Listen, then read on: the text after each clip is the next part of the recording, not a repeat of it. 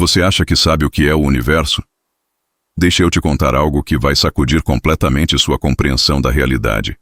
Depois de 50 anos mergulhado nas profundezas da física teórica, trabalhando com buracos negros, teoria das cordas e os limites extremos do conhecimento humano, eu posso afirmar com total convicção que o universo não é aquilo que você pensa que é.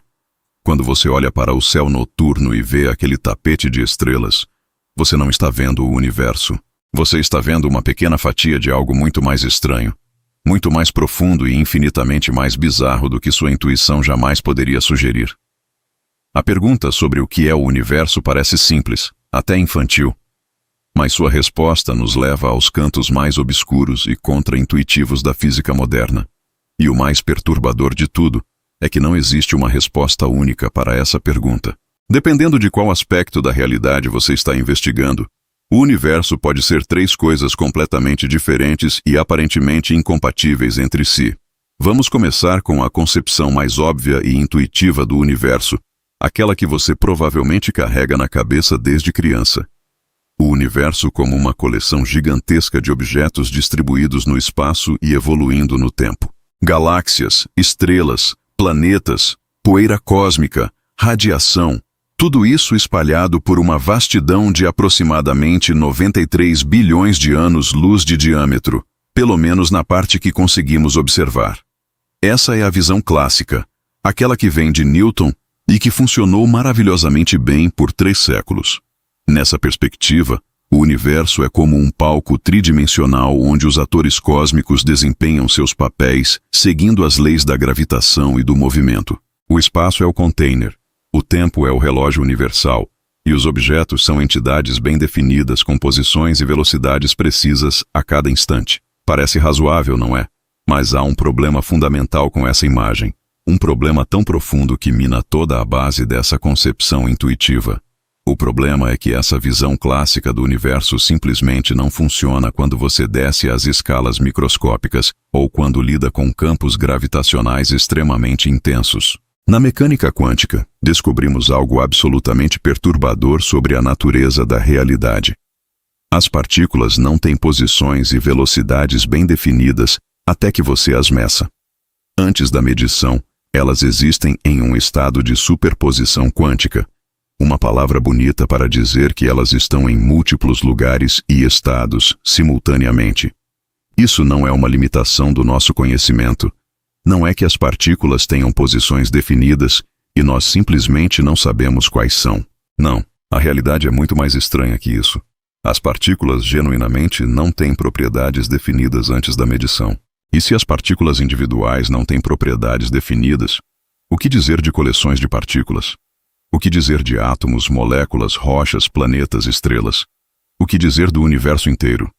Isso nos leva à segunda concepção do universo, uma que emerge diretamente da mecânica quântica e que é tão estranha que até físicos profissionais têm dificuldade em engolir completamente. Nessa visão, o universo não é uma coleção de objetos. O universo é uma função de onda. Deixa eu explicar o que isso significa de forma mais concreta. Em mecânica quântica, cada sistema físico é descrito por uma função de onda, uma entidade matemática que contém todas as informações possíveis sobre o sistema. Mas aqui está o pulo do gato. A função de onda não descreve o que o sistema é.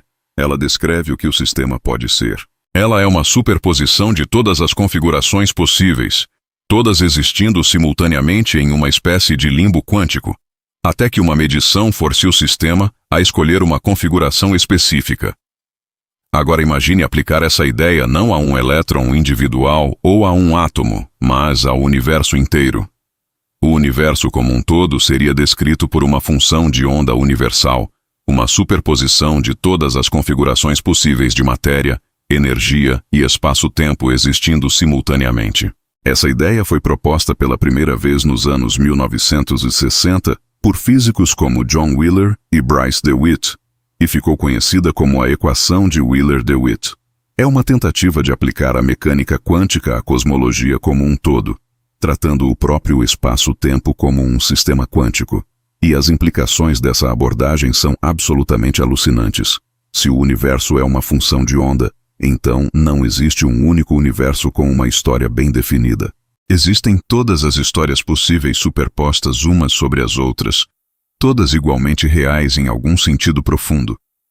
Você está vivendo não em um universo, mas em uma superposição quântica de infinitos universos, cada um com uma versão ligeiramente diferente da história cósmica.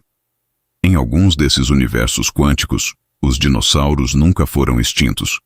Em outros, a Terra nunca se formou. Em outros ainda, as leis da física são ligeiramente diferentes. Todos esses universos coexistem na função de onda universal, até que algo, não sabemos bem o que, force uma escolha. Mas aqui surge um problema filosófico profundo que me incomoda há décadas. Se o universo é uma função de onda, quem ou o que está fazendo a medição que colapsa essa função de onda e seleciona uma realidade específica? Em experimentos de laboratório, nós, os observadores externos, fazemos a medição. Mas quando o sistema em questão é o universo inteiro, não existe observador externo. Não há ninguém de fora olhando para dentro e fazendo a medição. O observador está dentro do sistema que está sendo observado. Isso cria um labirinto conceitual, do qual é muito difícil escapar. Alguns físicos, como Hugh Everett, propuseram que na verdade nenhuma escolha é feita. Todas as possibilidades se realizam, mas em ramos diferentes da função de onda que não interagem entre si. Essa é a famosa interpretação de muitos mundos da mecânica quântica, onde cada resultado possível de cada evento quântico cria uma ramificação da realidade. É uma solução elegante matematicamente, mas filosoficamente é quase impossível de digerir. Significa que existem incontáveis cópias suas vivendo vidas ligeiramente diferentes em ramos paralelos da realidade que você nunca pode acessar ou verificar. Agora vamos para a terceira concepção do universo, a mais radical e perturbadora de todas, e aquela que está mais próxima do meu próprio trabalho de pesquisa nas últimas décadas. Essa ideia vem do princípio holográfico, uma descoberta surpreendente que emergiu do estudo de buracos negros nos anos 1990. O princípio holográfico afirma algo completamente insano à primeira vista, que toda a informação contida em um volume tridimensional do espaço pode ser codificada em uma superfície bidimensional que envolve esse volume. É como se você pegasse tudo que existe dentro de uma caixa e conseguisse guardar toda essa informação nas paredes da caixa, sem precisar do interior. Inicialmente descobrimos isso estudando a entropia de buracos negros, a medida de quantos estados quânticos diferentes podem produzir o mesmo buraco negro macroscópico.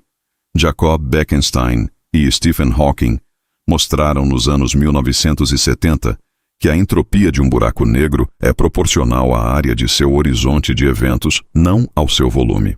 Isso é completamente contraintuitivo, porque normalmente pensamos que a quantidade de informação que um sistema pode conter deve ser proporcional ao seu volume, ao número de partículas que cabem dentro dele. Mas para buracos negros, a informação é proporcional à área da superfície. Um buraco negro com o dobro do raio não tem o dobro de entropia. Ele tem 4 vezes mais entropia, porque a área cresce com o quadrado do raio. Isso sugere que, de alguma forma fundamental, o interior do buraco negro, aquele volume tridimensional assustador, onde o espaço e o tempo se comportam de maneiras bizarras, pode ser completamente descrito por informações vivendo na superfície bidimensional do horizonte de eventos. Mas a história fica ainda mais estranha. Nos anos 1990, trabalhando com Gerard de 't Hooft e depois com Juan Maldacena, percebemos que esse princípio holográfico não se aplica apenas a buracos negros. Ele pode se aplicar ao universo inteiro. A ideia é que nosso universo tridimensional, com toda a sua complexidade de galáxias, estrelas, planetas e vida, pode ser uma espécie de holograma cósmico, uma projeção de informações que vivem em uma superfície bidimensional distante, algo como uma tela gigantesca nos confins do cosmos. Essa superfície bidimensional seria a realidade fundamental, e tudo que experimentamos, incluindo a própria noção de profundidade e volume, seria uma ilusão emergente, como as imagens tridimensionais que aparecem quando você ilumina um holograma comum com um laser. Vamos colocar alguns números nisso para você entender a magnitude do que estamos falando.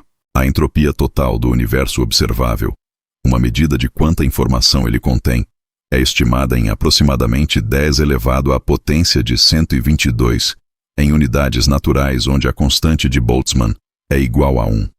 Esse número é tão absurdamente gigantesco que é difícil até contextualizar.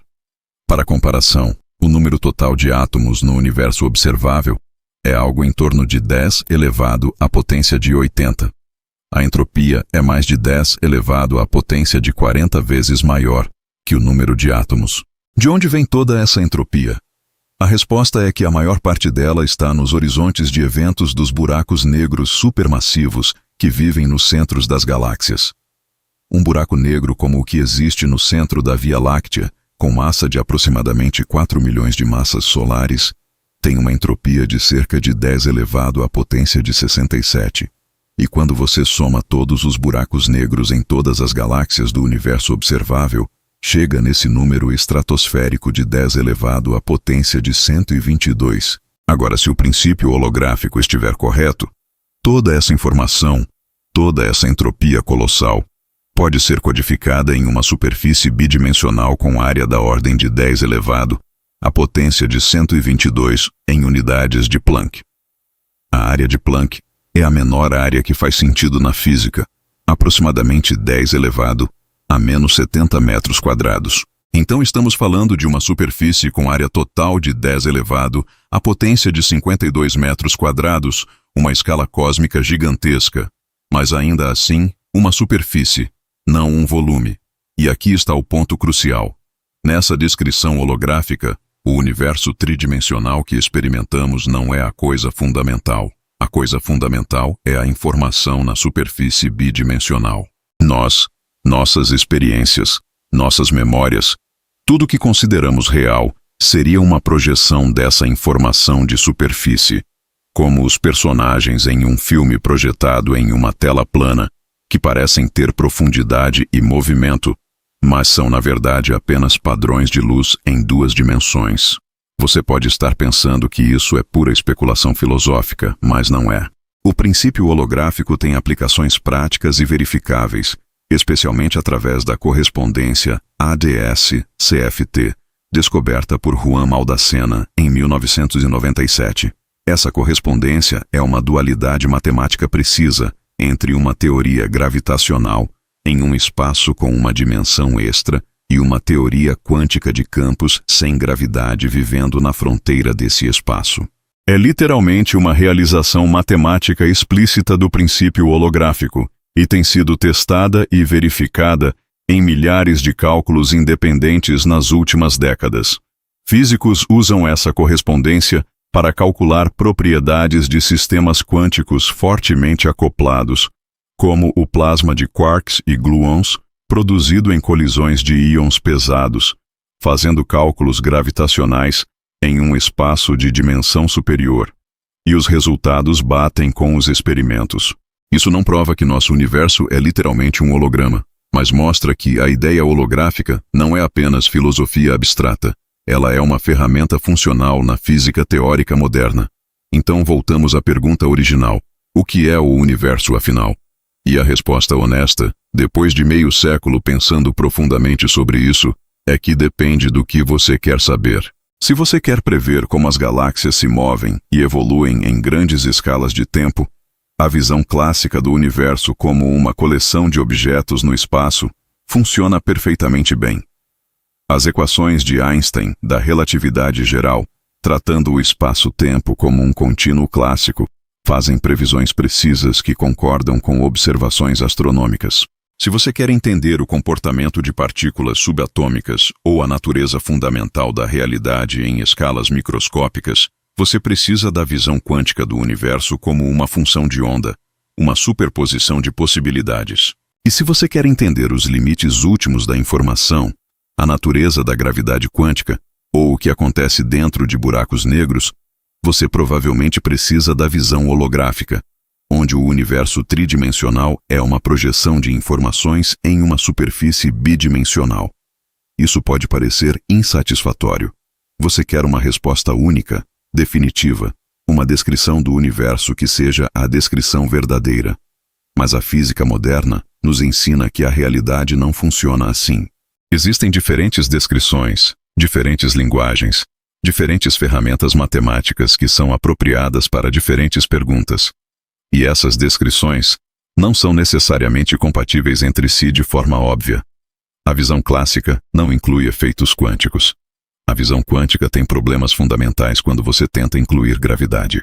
A visão holográfica só foi demonstrada explicitamente para espaços-tempos com geometrias específicas, não para o espaço-tempo cosmológico real em que vivemos. Ainda não temos uma teoria completa e unificada que combine todas essas perspectivas de forma coerente. E talvez nunca tenhamos, ou talvez a teoria unificada seja tão abstrata e matemática que não possa ser traduzida em imagens visuais que nossas mentes evoluíram para entender. Deixa eu ser brutalmente honesto sobre isso. Depois de 5 décadas na física teórica, trabalhando com alguns dos conceitos mais abstratos e contra-intuitivos já concebidos pela mente humana, eu aprendi que a realidade não tem obrigação alguma de fazer sentido para nós.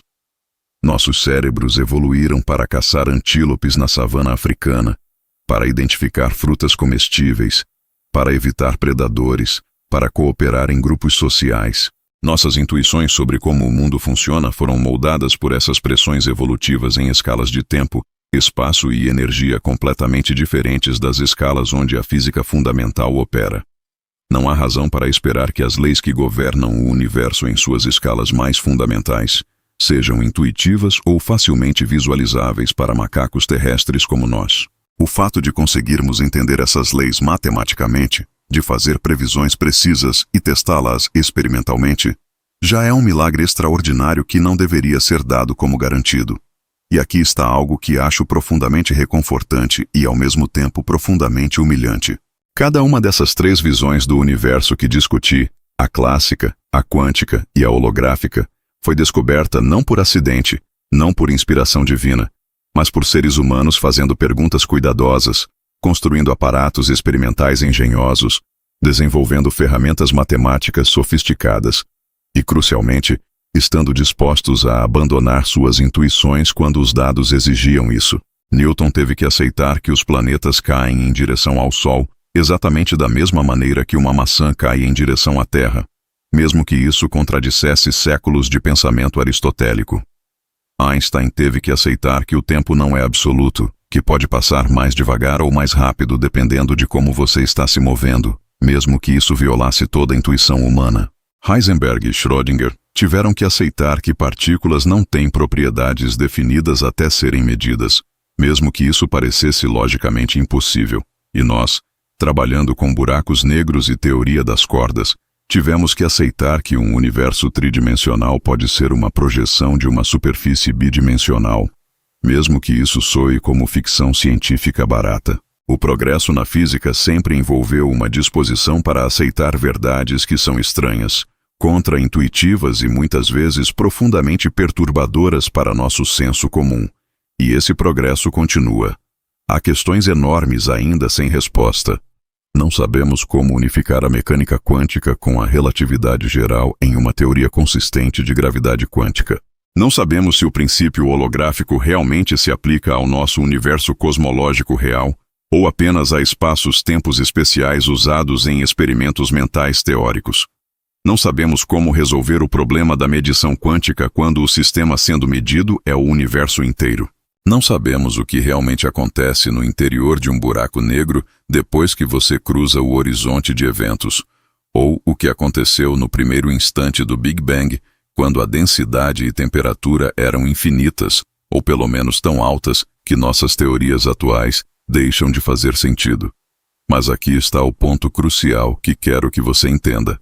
Essas lacunas em nosso conhecimento, essas questões sem resposta, não são falhas da física. Elas são as fronteiras do conhecimento humano. Os lugares onde a próxima geração de físicos vai trabalhar. Os problemas que vão ocupar mentes brilhantes pelos próximos 50 ou 100 anos. E ao contrário do que algumas pessoas pessimistas dizem, não há sinal de que estamos chegando ao fim da física. Cada vez que respondemos uma pergunta fundamental, descobrimos 3 perguntas novas e mais profundas que não sabíamos nem como formular antes. Isso não é frustração, é progresso.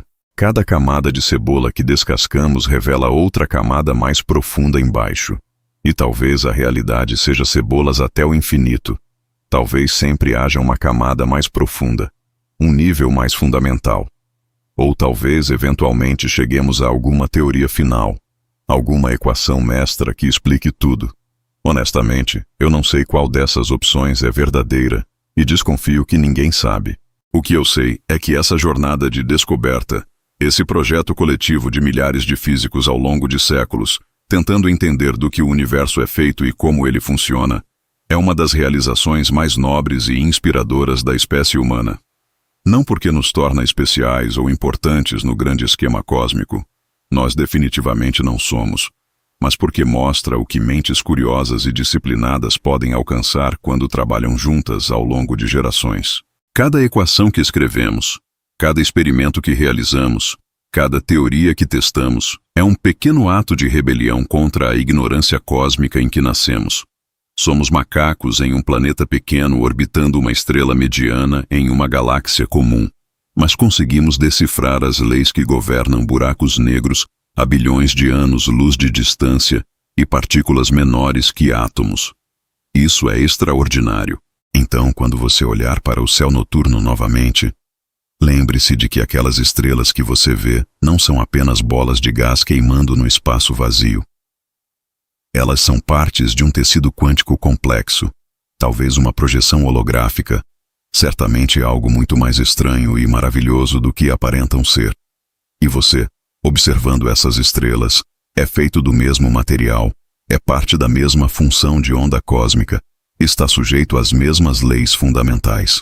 Há uma conexão profunda entre você e essas estrelas, não no sentido místico e vago que astrólogos gostam de proclamar, mas em um sentido físico preciso e verificável. Os átomos em seu corpo foram forjados em fornalhas nucleares no interior de estrelas que explodiram antes do Sol existir. Você é literalmente poeira de estrelas pensando sobre estrelas. E se isso não te enche de admiração e humildade simultâneas, eu não sei o que fará. Se você gostou dessa exploração sobre a natureza fundamental da realidade, deixe um comentário contando qual dessas 3 visões do universo você acha mais fascinante. Curta o vídeo para que mais pessoas possam descobrir essas ideias. E se inscreva no canal porque vamos continuar explorando as fronteiras do conhecimento humano, um conceito perturbador de cada vez.